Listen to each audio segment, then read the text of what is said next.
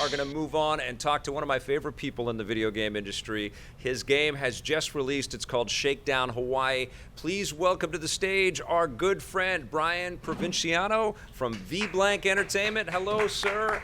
Wearing the Batman t-shirt. Thank you. Yes. And a nice big smile. Grab a seat right there. We switch things around a little bit, so it's not so sidey. But it's great to see you. First question is, and remember that's directional, so you got to talk into it. How are you feeling? Very tired. Yeah? Yeah, I was running on just a few hours sleep for a few nights in a row, and so last night I finally got almost a full night's sleep, but it was a good sleep. So this game is launched. It's available for the Switch and the PC and all kinds of stuff right now. The Vita. I saw you posting some pictures for the Vita. Yeah. How was it? Finishing it and shipping it, and are you tired because it's out there and people are telling you there's problems or bugs or like what's going on now? Well, luckily there haven't been many problems or bugs, and there have been a few, and they're all things like, I can fix that today, and so it's a lot smoother than it could have been. So that's very good, and it's mainly just been nonstop responding to emails, and then as soon as I've responded to them, there's more, and then I got to respond to those, and just tabbing in the browser back and forth, and just been all day long. But it's been good, and the reception's been great. There was a time where I was really worried because if you're making quinoa and kombucha jokes, there was a time I worried like maybe I'm going way too niche. It's really nice that they've landed for so many people. Not going to be for everyone, but it's just remarkable, and Do you feel that people are expecting a Retro City Rampage 2 quite a bit, and they're surprised by you didn't want to make the same game again, right? That actually, one of the things that made me laugh the most was. As much as people loved Retro City Rampage, there were some critiques about people didn't like references. Yeah. And this game has no references, and then there are some critiques that there aren't references. And it just goes the fact that it's just like, that's... You cannot please everybody. No. You cannot do it. Yeah, and learning that eventually with the last game was what put me at peace. Oh, that's good. Yeah, I guess, right, because it's so personal. Yeah. You did so much of this on your own. And you were in isolation, but I think what you were doing is you were sharing the game with people around the industry. You sent me a beta code too, and I was testing it and sending you a couple of notes here and there. Yeah. But was that a helpful process for you? It was incredibly helpful. It's so critical because when you're working in a bubble, I'll tell you one thing too is that. There were so many things on my to-do list where I was like, I could improve this, improve that even when all the beta feedback was coming in, thumbs up, I still didn't believe it because I was like, no, I see so many things. And it was one of those things that took me a while where eventually it's really just that you run out of time and you still have a to-do list, but you're like, you know what, it's just got to go out. And then you cross your fingers. The one thing that I could have done better with the testing, though, is it seems that there are some issues with the game if you 100% it, because there's a bit grindy at the end to get to 100%. Okay. And so I'm going to tweak that I'm stuff. not there yet. Right, yeah. And so one of the things that I had was you can get distracted and not do the story mode and then do some side stuff and whatever, but if you try and acquire the whole city too early, you won't have enough money and it's a lot harder. Right. So I've added some stuff to kind of nudge the player back to the story. Well, one of the things that I've noticed so far, and I'm 15% or 20% into the game so far, so I've got a long way to go, but one of the things that I noticed is there's never a dull moment. Like, it is a packed game. Yes. It's giving you this, it's giving you that, you're on the phone, you've got cutscenes, you've got this really good music piping through that you wish that SNES games had music that good, Like, it's just so alive, this game. And was that, when you're tweaking, when that work is done, are you able to kind of shift things around to kind of repace things, or is it all tied to, triggers? I probably spent the past at least year and a half tuning it, moving things around, adding connective tissue, tweaking it, adding cutscenes, adding gameplay to certain missions, to try and get it to feel right. Yeah. And that was one of the trickiest things, because if it was just, let's say, a side scroller with 30 levels, I could just progressively do harder and harder levels, introduce new enemy types, new weapons. But with the open world thing, it's like I'm trying to hit both the comedy and the satire and the story, and also have the gameplay. Yeah. And so you have this just pool of ideas for this could be a mission, that could be a mission, and then you have to figure out how can I make it work together. And then when you get it working together, then you have to add connective tissue and tweak it more so that you're just like, well, this could lead into this, so I should add something here. But then also you can add breadcrumbs, which is, I think, it's kind of a sidetrack note, but one of the things that Netflix shows have had versus network shows is that they can build a whole season at once and then go back and add breadcrumbs before they start filming. Right. And that's what I was able to do as a game developer and that was one of the most satisfying parts in development, was where I was like, okay, so I have these 3 characters because maybe if I do an entire game that's just jokes about spreadsheets, that won't be for everyone. So I need to add this punk kid who's doing jobs with the local gang. But then when I was able to get those missions to still work into the business storyline, that really just felt like, yes. That's awesome, because you created this whole metagame of you're shaking down Hawaii. You're trying to own the whole island, basically. Yeah. Which is, I mean, how did you prep for that? Was that something, did you study some, real estate law or anything like that, or was there?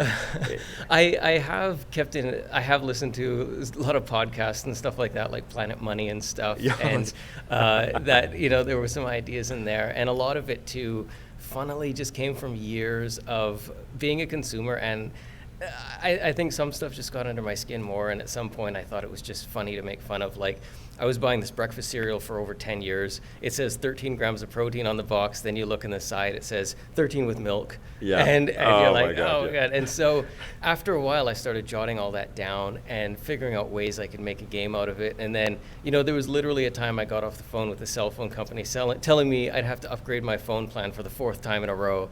And I was just like, okay, that's a mission. There is so much stuff in this world that scams us, isn't it? It's crazy. But the intent with it was like not to be angry about it. Like, it was just like, it's gotten so ridiculous, it's just funny. It's like I'm sadly kind of at peace with it. It's just the way it is. But at least we can get a point by just laughing about it rather than getting ourselves worked up. Yeah. And I think that commitment to try to come up with a story to have a message but not hammer it over people's heads.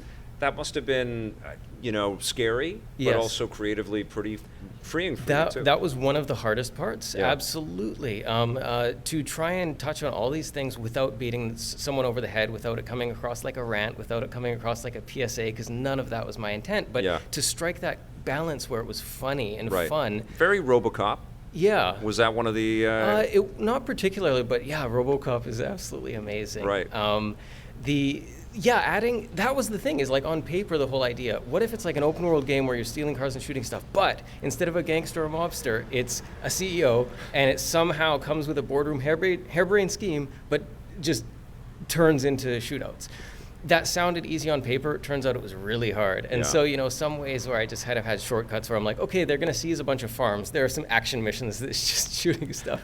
But then later on, I just kept adding stuff where I'm just like, oh, I figured out a way where you can steal this coffee truck for beans or something. Was the multiple character decision a direct, a tip of the hat to Grand Theft Auto 5, or was it more your own design and it just came out of you prepping the work organically? So it completely came out organically, and it made me really wonder, because I'd heard rumors that that Rockstar was looking into it way back in San Andreas. They had the idea. So I'm sure they had many reasons, but for me, originally it was just the CEO character. Mm-hmm. But then I realized, if I want to make this somewhat plausible, as goofy as it is, he can't be going around, especially if he's some CEO that's somewhat known and has a book out with his face on the cover. Yeah. So I made missions where he's got a disguise. So when he goes to do dirty work, he puts on a disguise. But then even that, certain missions, I was like, this just doesn't feel in character for a CEO, no matter how, it's ridiculous. And so I added the mercenary guy. And then from that point, I was just like, you know what, I want these missions where it's just like this wannabe DJ delinquent son that's just doing stupid stuff. That's awesome. And it came out of there. So, how do you start your process? Is this something where you've got to, because you've been a big part of Full Indie in the past, you've got lots of friends in game development everywhere. do you dare share an idea with these guys, or do you share an idea with Victoria? Yeah. And see what sticks and what people kind of resonate, and then you pursue that, or how do you do it? You know, I don't do enough market research. I pretty much just pursue what drives me, which is good and bad. Luckily, second time's the charm, it's worked out, but it is not the best business decision. Someone I really admire, actually, I'm not sure if you know Ryan Clark, who did Crypto the Necrodancer. Okay, yes. And they just announced Cadence of Hyrule. I can't wait to have them on the show, yeah. So he is very smart. Like, he figures out games that he's super, super passionate about, but he also looks at the market. He's like, okay, this idea has a market, this one doesn't, so I'll go with the one. Right. And so he's a brilliant guy in that way. But with me, I'm just kind of like, you know what, I'll just make what I make and then try and make it good, and hopefully there'll be an audience. Well, I mean, you pixelated one of the most successful franchises of all time. You sort of 8-bitized Grand Theft Auto, and now you've 16. Like, to me, that makes perfect sense business-wise. I mean, these are proven entities that never really lived in, on these types of machines, and you've made those games. Yeah, I think one thing I struggle with when I'm trying to decide about which direction to take things is the balance between story and gameplay. Right. Because when you look way back, GTA 1 was really gameplay focused. Now GTA 5 is really cinematic. And the cinematics and the story take longer to do than the gameplay, to be honest. Right. And so it comes down to the thing of like, well, should Game 3 just, if I do another open world one, should it just be an action thing and see where I can go with it? No, definitely don't do that. I think the next one would be, adding voiceovers and things like that. Absolutely. Maybe a PS1 era one with like super amazing cut sequences. Well, yeah, that was something that, especially when you look at the Sierra games and how great those were when they added voices, and watching the game cutscenes, especially when I was building trailers, I was like, oh, this would be so tight if there was voiceover. Yeah. But I couldn't just add voiceover for a trailer because No. people would be disappointed in the game. Yeah. Let's talk about the music here for a second. It's been really impressive. We actually had the game, we were testing it out. We're going to be playing a little bit later in the show. And the music's incredible. It's got like this great 80s kind of synth kind of vibe to it. How did you pick the tracks? Because you're the guy that decides what works where, right? So how did you find your musicians, and how did you pick the tracks and where you place them? So actually, it's a funny story. It actually circles back to here. So Leonard Paul, who was one of the composers and the sound effect guy on RCR, happened to find this guy, Matt Creamer, on the internet, on MySpace back in the 10 years ago. And he was doing NES style tunes, and he happened to be in the area. So Len was like, hey, I found this guy who's in the area and has made awesome tracks. You should reach out. We reached out. He was on board, brought him into RCR, and then, he worked out so well that brought him on again for Shakedown, and hope to keep working with him forever. And he's so talented that he can do literally every genre. So it's really nice for him to be able to show the world, like, look, I'm more than just NES bleeps and bloops. Yeah. And we explored a whole bunch of different genres and angles. And at first, it started out being really, like, accurate to the 16-bit era. FM synthesizers, all of that.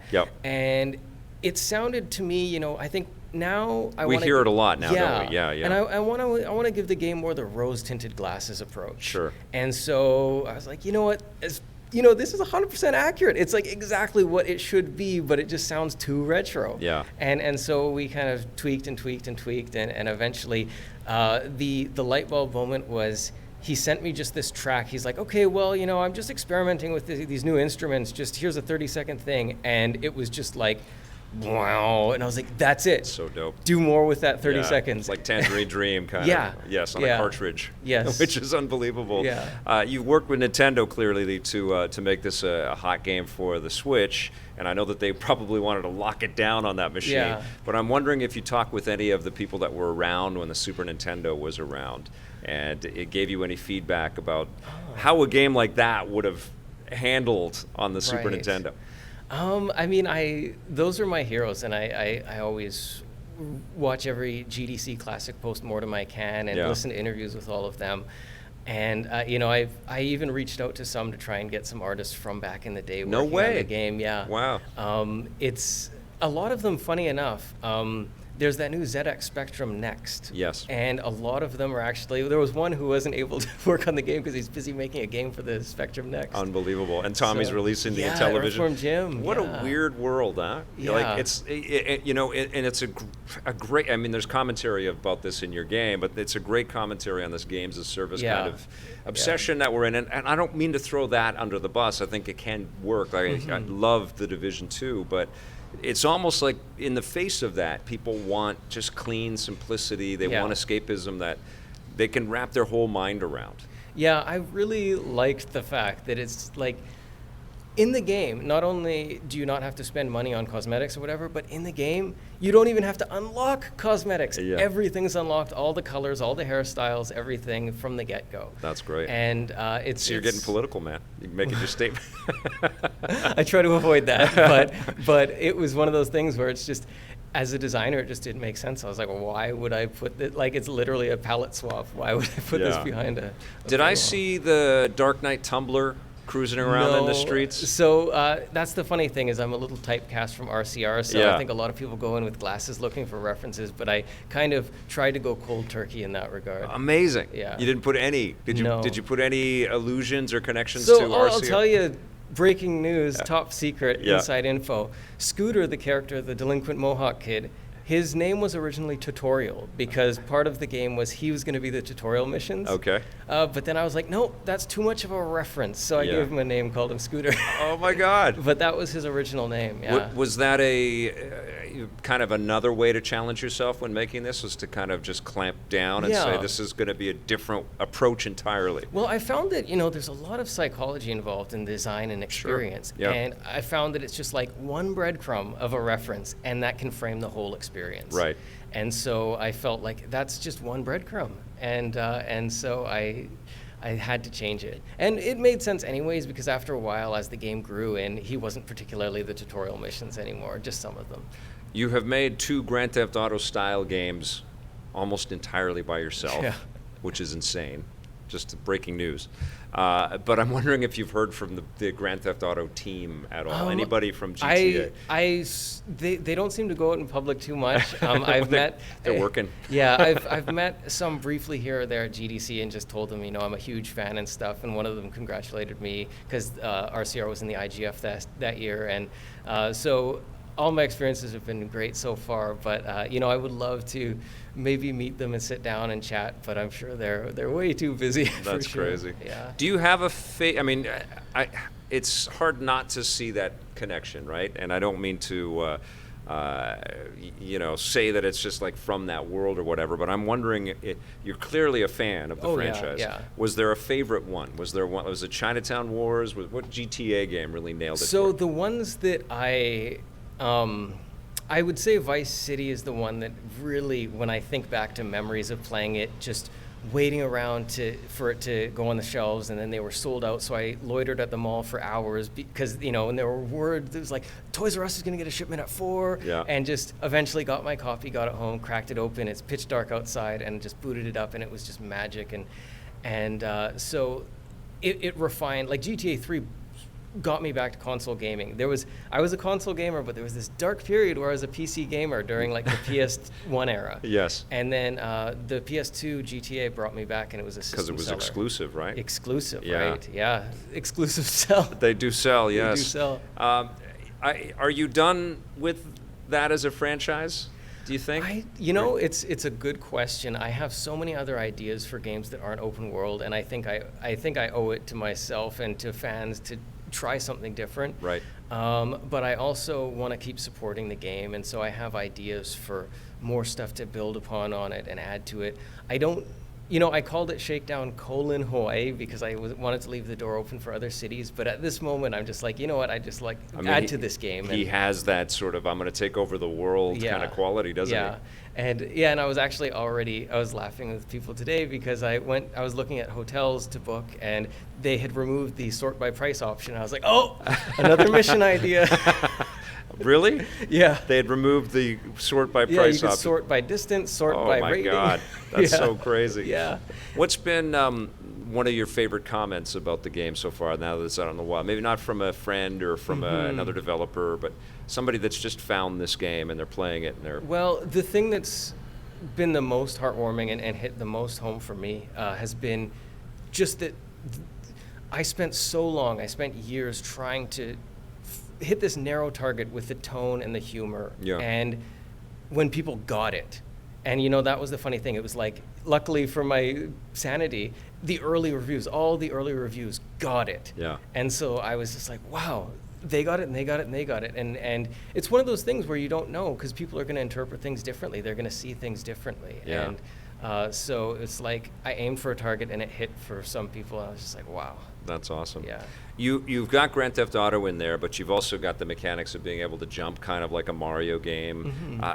Am I right in saying that Eugene Jarvis had a little bit of influence in there? You can kind of you can spin the controller and shoot in different directions. It turns into a bit of a dual stick in some way. Yeah, not so much. It's interesting, some of those things, because originally back with RCR it was just a single fire button with a lock on, and people kept telling me you got to add twin stick, and I wasn't really a twin stick gamer at the time, but I was like, oh, okay, I'll add it for you. And then now I love it. Yeah. And similarly, there have been a few things throughout that where originally it just had tank controls for driving. People were just like, come on, you got to add this other mode. And I was like, oh, fine. And then I added it, and 45% of players who played RCR preferred that mode. So it's just like, yeah, that's here to stay, and I'm glad that they pressured me to do that. Yeah, the controls of the vehicles are incredible. Oh, thank you. There are moments in this game that feel ripped right out of the parody of a RoboCop or a Running Man. And Smash TV is the Eugene Jarvis classic that this kind of reminded me of. And did you butt up against any classic games like that? Was that something that you were thinking of when you were putting it together? In this case, no. I mean, like, I was a huge fan of GTA and built RCR as this 8-bit open world. But when I approached Shakedown, it was really just like, you know what? Like, all those years of playing the game are just in my DNA, and I'm just, there's so many lessons I've learned from playing them. But when I went to do Shakedown, I was just like, okay, blank canvas, where do I take it? And I just came up with the characters and the story and built stuff from there. Missions evolved, and then as I played in the world, like, I was like, wow, shooting the flamethrower from a go-kart's fun. Can I make a mission out of that? and it just went from there. That's awesome. When you were on before, we talked a little bit about how this game would manage on an actual Super Nintendo. How do you think it would fare? So the main thing is the destructibility and all the particle effects, and the game has a lot of detail where there are a lot of different types of trees, and the sidewalk, for example, it's not just like one repeated texture, it's all sorts of different ones. Yeah, there's so much detail. Yeah, it's crazy. Yeah, so I'd have to crunch that down, but I definitely do plan to optimize it to older systems and stuff like that. I don't know. I think that when it comes to SNES, I'd have to build You got to do a new SNES, game. man. I want to. Yeah, and then work with Limited Run or something like that. I mean, I can do those all myself. So it's, can you it's build all cartridges good. by yourself? Yeah, I back in the day designing PCBs and in the schematics and stuff. This guy is going to go and make his own Super Nintendo cartridges. That, it's funny. It's like, it's one of those things. At some point, I do need to draw the line, because I can design it myself, but at some point, maybe I should just. Other companies already do it.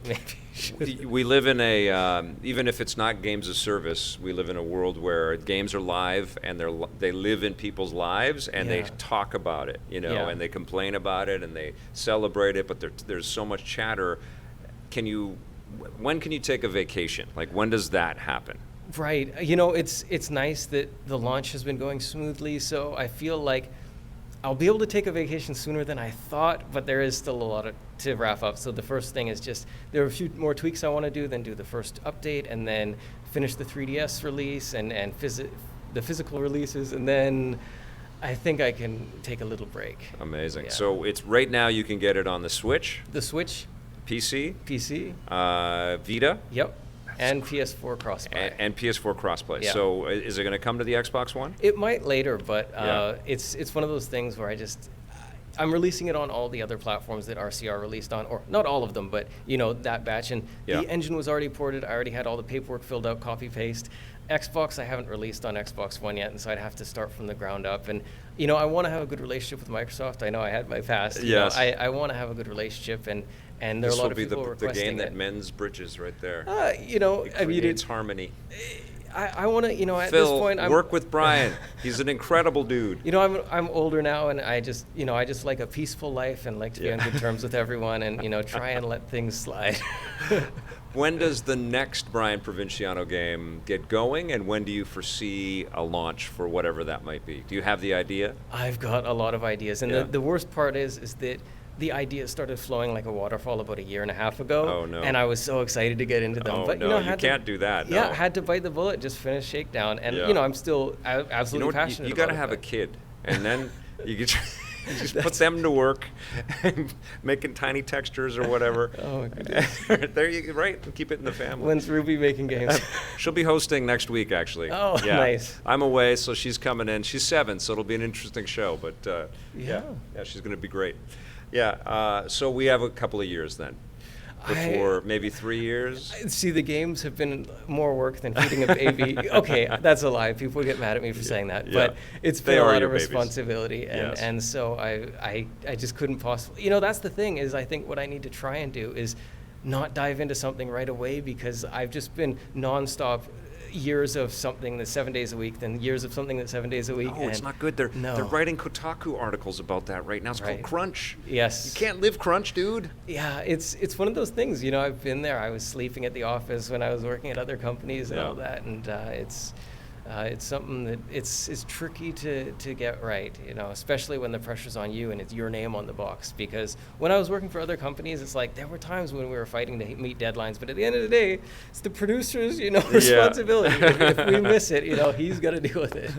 We have a question from SamIM111, who always has good questions for us. This one's, do you think Obra Dinn took notes about their display options from what you did in Retro City Rampage? I actually am not familiar with that game. Oh, it's a very cool monochromatic, it's just like a couple of colors. It's like a pirate mystery adventure. No, I do know that one. Yeah. Yeah, it's really high resolution dithered pixels. Yes. Yes. Oh, it looks gorgeous. I don't know, but it looks amazing. And it's in 3D. Yeah. It's surreal. Yeah, it's a great game. Yeah. It's trippy. I'm seeing... thank you very much for the super chats, Joshua, and two from Joshua. You rock, man. Thank you so much. If you've got any questions with Brian, now's your chance. Nintendo Boy, you got a question? Johnny Millennium. Hey, how you doing? We've only ever talked online. Yeah. Reality. Yeah, you weren't here last time. I was looking forward to seeing you. I did watch it later on. My question is this one. I think a lot of people want to know, is there going to be physical copies going forward in the future?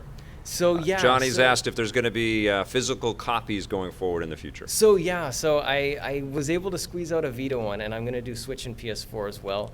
But the main thing was I was tweaking and tuning the game up till the very last minute. Yeah. And I didn't want to rush out cartridges with a incomplete game on there. Yeah. And so I was like, I'll just do it after it's Everybody is cool with that too, right? Yeah. If they really want the game right now to play it, they can do it. Yeah. It is one of those very collectible experience, just like RCR was. Yeah. It's just so fresh and unique. Apart from the fact that one human kind of shepherded all of it, it's just a great idea. It's like one of those ones that the rock was chiseled away, and it's there it is. Yeah. It was there. Yeah. You just had to dust off everything, and it's it's got a sense of permanence about it. Yes. I mean,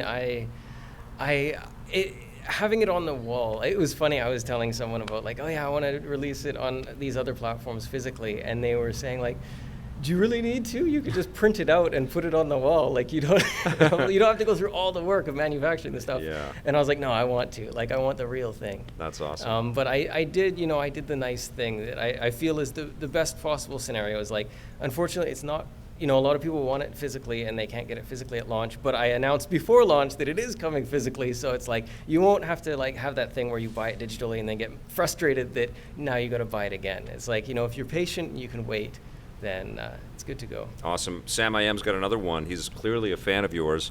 Is there anything that remains of the work that you've done on Grand Theft Tendo? Any files, palettes, etc.? What happened with that one? I mean, it's still on a hard drive, but Did someone ask you to stop, or what no, happened? it was just that at one point I just realized, number one, building it on the NES at the time was just way, like, it wasn't gonna be as fun and cool if I had kept it on the NES due to the limitations. Yeah. And I was building it all in assembly language, so it was a lot slower a process. Right. And then it's finally, kind of the research that you needed to be able Yeah. to convert that into finished games. Yeah, exactly. And then the other thing is, eventually I was just like, you know what, this whole indie thing is actually starting to take off, and if I made an original game, I could actually maybe go indie and not have to work this day job and make the games I want to make.